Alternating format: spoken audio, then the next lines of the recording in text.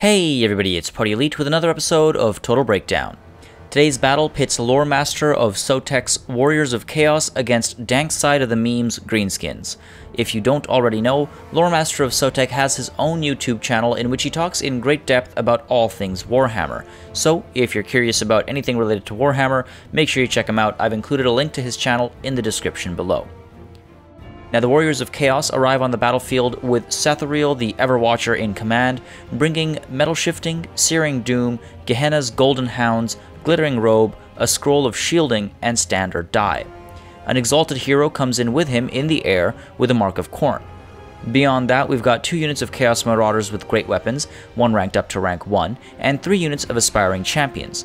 Together, these guys form a pretty formidable front line, able to pierce armor and cause tons of magical damage. Then we've got 2 units of Chaos Warriors who can hold their own against most Greenskin units, and the 2 units of Forsaken who can cause a significant amount of damage and act almost as a pseudo-cavalry because of their high speed. We've also got some Marauder Horsemen for some harassment, a unit of Chaos Warhounds with poison, and a Dragon Ogre Shaggoth for that terrifying anti-large support. The Greenskins are led by Grimgor Ironhide with Foe Seeker, Stand Your Ground, and Wah. We've also got a Night Goblin Shaman with Sneaky Stealin', Sneaky Stabbin', and Itchy Nuisance. The 2 units of Savage Orc Biggins can do well against Chaos Cavalry, while the 3 units of Black Orcs and Crimson Killers come prepared for the heavily armored Chaos Infantry army.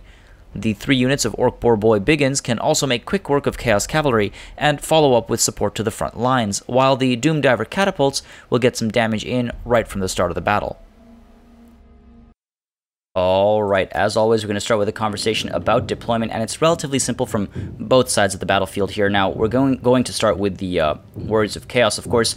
They've got their front line of Chaos Marauders with great weapons, and right behind them, we've got all 3 units of Aspiring Champions. And as I mentioned, these guys together form a pretty formidable infantry clump. Then we've got Sathariel the Everwatcher right behind them, and the Chaos Warriors and Forsaken forming sort of a checker box of deployment. Typically, you'll see the Forsaken deployed off to the flanks because, as I mentioned, they act as pseudo-cavalry. They're very quick, they can get around the enemy and come in from the rear almost instantaneously, but with this sort of a checkerboard layout, they are alternating frenzy and immunity to psychology, so it does give some strength that will be more likely to stay put. Not the worst idea. They do a decent amount of damage, so it does sort of trickle that in amidst the lines. Meanwhile, all the way at the back, we've got the Chaos Warhounds with poison, as well as the Dragon Ogre Shaggoth, and again, these guys are able to, deflect any incoming charges, screen the back lines here, or also go out on flanking maneuvers of their own. Up here as well, we've got the Exalted Hero already pushing forward, and all the way over here, Vanguard deployed up front, we do have the Marauder Horsemen with their throwing axes, just able to get some early damage in, push forward, get some kiting done to get some damage before lines actually meet. Now, the Greenskins, as you'll see, the Doom Diver Catapult has already started firing initial shots going off against these Marauder Horsemen. I'm assuming that was a fire at will situation. They're not a terrible target, but there are some massive clumps here that should be hit instead. But with that aside, let's take a look at the army itself. It's a pretty wide deployment, but the core line is pretty standard. We've got the Black Orcs and the Crimson Killers over here with their anti-infantry and armor-piercing capabilities, so they're going to do a decent amount of work here. And then we've got of course Grimgor Ironhide as well, supporting the center, and then the Night Goblin Shaman here, able to provide some magical support. Doom Diver Catapult, again, opening shots off right from the beginning. And the Savage Orc Biggins all the way on either flank here, again, able to push in from the sides if necessary, or, of course, if any Chaos Knights try anything too clever, if anything from the enemy, any cavalry comes in, they're able to push in and deflect or force them around, also able to fall back and protect the Doom Diver Catapult. Meanwhile, all the way to the right over here, we've got all 3 units of the Orc Boar Boy Biggins, and again, these guys are able to fend off any incoming cavalry charges or go in for some flanking or rear charges of their own as well. So, overall, it looks relatively wide, but in reality, the core of the army is pretty standard, and it's the amount of cavalry off to one side that makes it feel significantly wider. Now, with all that said, let's take a look at how this battle breaks. down. So first things first, the Exalted Hero does push forward to get some scouting done, and that's always a good idea, especially against an army like the Greenskins. You want to make sure there aren't any Night Goblin archers, there aren't any, there's no Night Goblin Shaman, for example, so it's a good idea to push forward and get some scouting done. You'll see just kind of poking around to see what the Warriors of Chaos are up against. Meanwhile, the Doomdiver Catapults now targeting the Chaos Warriors, and that's a good call, getting a decent amount of damage in there. They are a pretty threatening unit. They do have very high armor and a decent melee defense as well, so they can last for quite a while, so a decent target there. And again, because of the clump, if anything misses, it's still likely to hit something else. So that's happening there. Meanwhile, the Dragon Ogre Shaggoth and the Chaos Warhounds with Poison pushing off to the side here, seeing that the majority of the enemy large contingent is tucked away over here, these Boarboy Biggins, and these two guys together are able to take care of them no problem. The Poison is going to do a lot of work, and then of course the Dragon Ogre Shaggoth is anti-large and armor piercing, so that's not going to be a problem. Meanwhile, up here you'll see the Marauder Horsemen with their throwing axes have tucked away into the woods here, trying to stay hidden, I suppose, maybe hoping that the Greenskins will commit and then able to come in from the rear with some, again, some harassment. Not a bad idea, but really the Greenskins should have responded instantaneously. You'll see as we resume into full speed, you'll see they sort of start to push down this way, and what they really should have done is they should have singled out this unit of Marauder Horsemen and shut them down. Now, Marauder Horsemen are faster than the Orc Boarboy Biggins, a speed of 92 compared to a speed of 62, so it's a very big difference. However, if they'd simply gone on either side of these guys and pinched in, there was a chance of shutting them down. And again, they're not the most threatening of units, but ranged fire is always trouble, and of course wiping an enemy unit out the field nice and early gives you a nice advantage to morale, both as a general and to your units as well. Now you'll see as the front lines meet, everyone is sort of piling into the center here for a little bit of a dog pile, and charges are coming in as well as counter charges. The Doomdiver Catapult, however, has been left on its own in the back there, so getting some shots off, but very open to attack because neither of these Savage Orc Biggins have stayed back, nor have these Orc Boarboy Biggins. So again, these charges going in, the Black Orcs diving into the Chaos Marauders,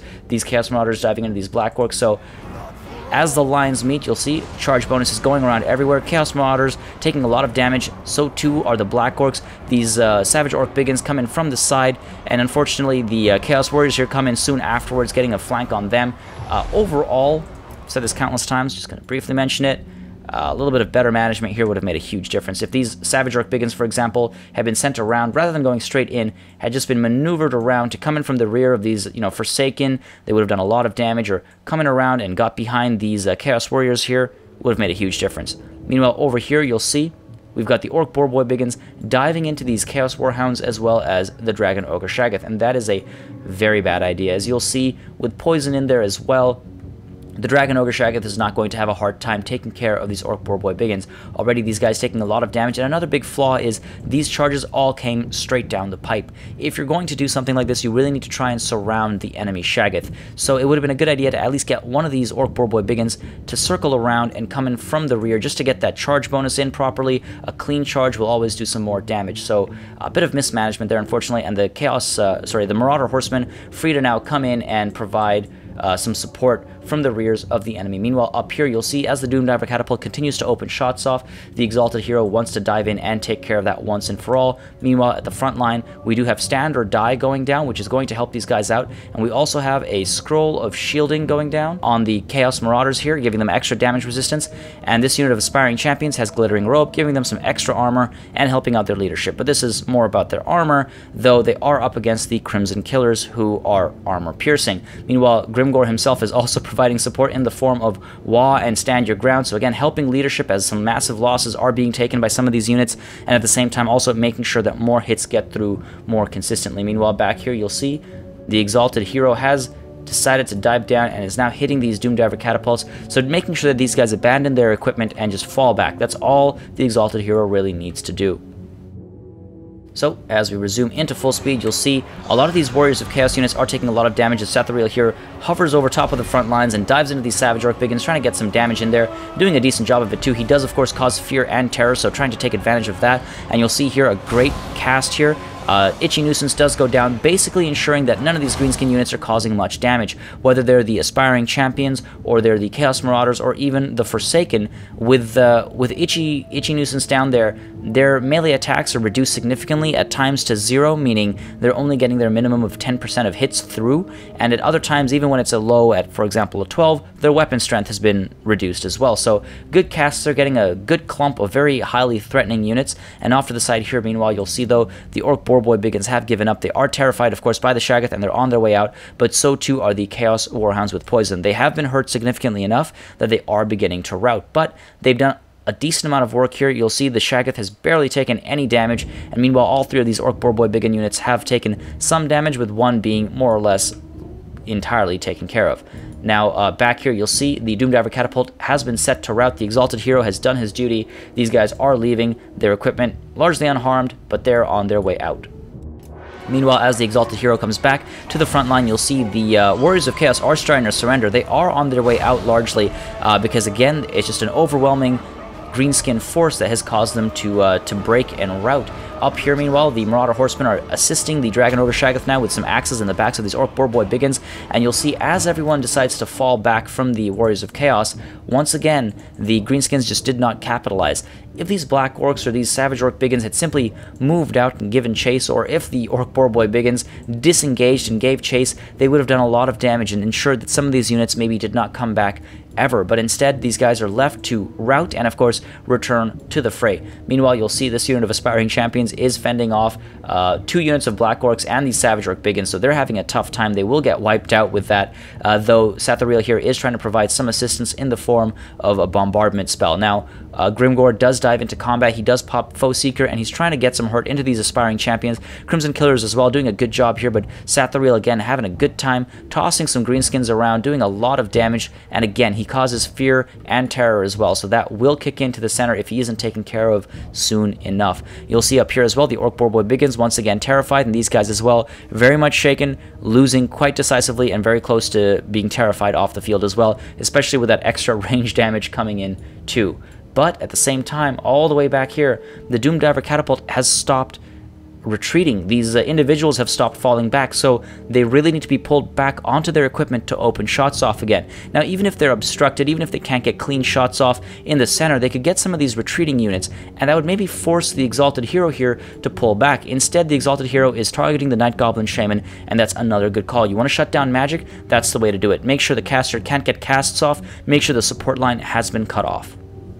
Now you'll see these Aspiring Champions, between the Crimson Killers, the Black Orcs, and Grimgor himself, they're starting to, well, their aspirations are maybe falling apart a little bit, and over here as well, these guys are taking quite a bit of a beating. Meanwhile, the Exalted Hero, you'll see, takes to the air as soon as the Night Goblin Shaman gets terrified off, and decides to sort of hover around, see where he can provide some support, and dive in wherever possible. Meanwhile, Sathariel here disengages, as well as the Dragon Ogre Shaggoth, finding a better angle to charge into this right flank here, and as they do so, these Aspiring Champions do surrender, but Sathariel dives in, again, hovers in, glides in, gets a little bit of damage in there, by which I mean a fair bit, and the Dragon Ogre Shaggoth follows, so these guys tag team in and do a decent amount of work here on the right flank, and again, just a little bit of micromanagement issue here.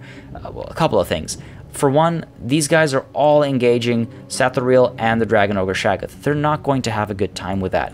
The Savage Orc Biggins should have been left in here to fight, you know, the Dragon Ogre Shaggoth. It's a large unit, it's not a bad call, but the Black Orcs should have been pulled back to fend off these Chaos Marauders, or come back around into the backs of these Forsaken, who are now diving back into combat because they weren't taken care of. And again, still, the Doomdiver Catapult hasn't been rearmed, and back here still, the Savage Orc Biggins not doing anything. They're just standing there looking pretty. They really need to be brought in to either one of these clumps here to provide some assistance. These Orc Boarboy Biggins as well, they were standing idle for a little while, but now finally being sent in on a side charge to these 2 units, so that's not a terrible call. It's a good idea to try and shut these guys down and then maybe get a rear charge as well. These guys could be broken or shattered with a decent charge, so that's definitely a good call here, but you'll see at the front, because there's a lack of support, these Black Orcs now are routing, and Grimgor is in a bit of a tough spot. He's dropped Wa, so that's helping himself and, well, the Crimson Killers only now in their combat situation, but they're fully surrounded. The Exalted Hero is down there. Sathariel is making his way back,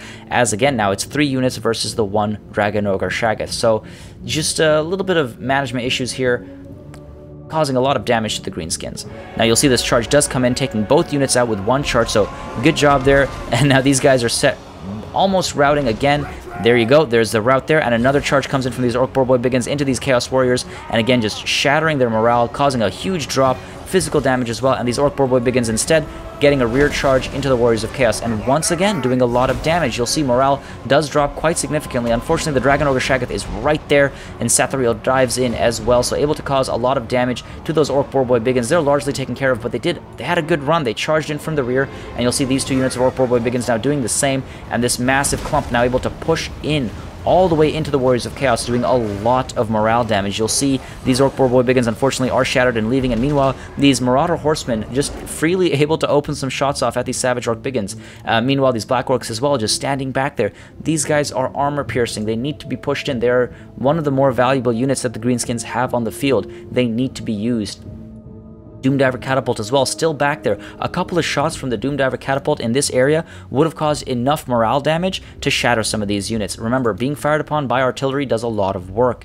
So unfortunately, just because of those few things, this engagement isn't as effective as it could have been. Grimgore as well, you'll see, has taken a lot of damage here. Another Searing Doom comes down, causing a decent amount of work on these Savage Orc Biggins as well as the Black Orcs. Again, bombardment spells, not the best, but what can you do? Sneaky Stabbing does go down, trying to help some of these guys out in their combat situation here, but of course, Fear and Terror kicking in. So there's Orc Boy Biggins as well, now routing. They were terrified, turning into a rout, and these Savage Orc Biggins continue to take hits while these Black Orcs continue to stand there looking pretty, not doing anything. But you will see a couple of these Warriors of Chaos units are surrendering as well, while some others still are coming back. These Aspiring Champions pushing back in, wanting to get some blood in, you know, blood for the Blood God, etc., etc. Sathariel, though, having a field day. He's just tossing people around for his own god, for his own desires. And again, these guys just standing back there. It's the last time I'm going to mention it. They're not being pushed in. You'll see these Savage Orc Biggins, though. They were routing, and now they're being pulled back in. Grimgore here having a really bad day. The Exalted Hero, as well as the Dragon Ogre Shaggoth, focus down on him and cause him to drop dead, unfortunately. Sathariel here now able to disengage, and he should be kept far away. No reason to lose your own leadership, in my honest opinion.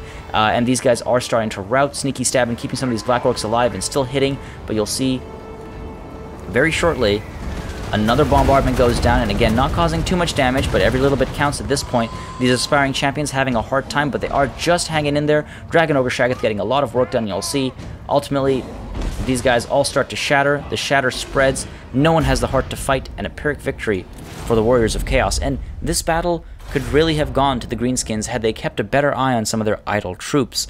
A little bit of early mismanagement sent the Orc Boy Biggins to their doom, and further down the battle, many units simply sat there, eating shots or standing looking at the landscape, I suppose.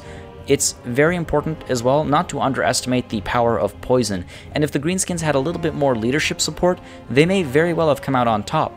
The Warriors of Chaos, in multiple occasions, were falling back, and honestly, the right flank, as seen from the Warriors of Chaos's perspective, was extremely underutilized by the Greenskins, and it was very inefficient.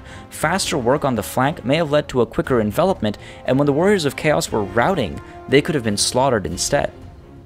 As always, guys, make sure you subscribe to this channel for more Total War content, and keep sending in those battle replays. I think it's one of the best ways to learn, and it's always nice to highlight battles and how different generals are commanding their troops. Thank you guys very much for watching, and I'll see you on the battlefield.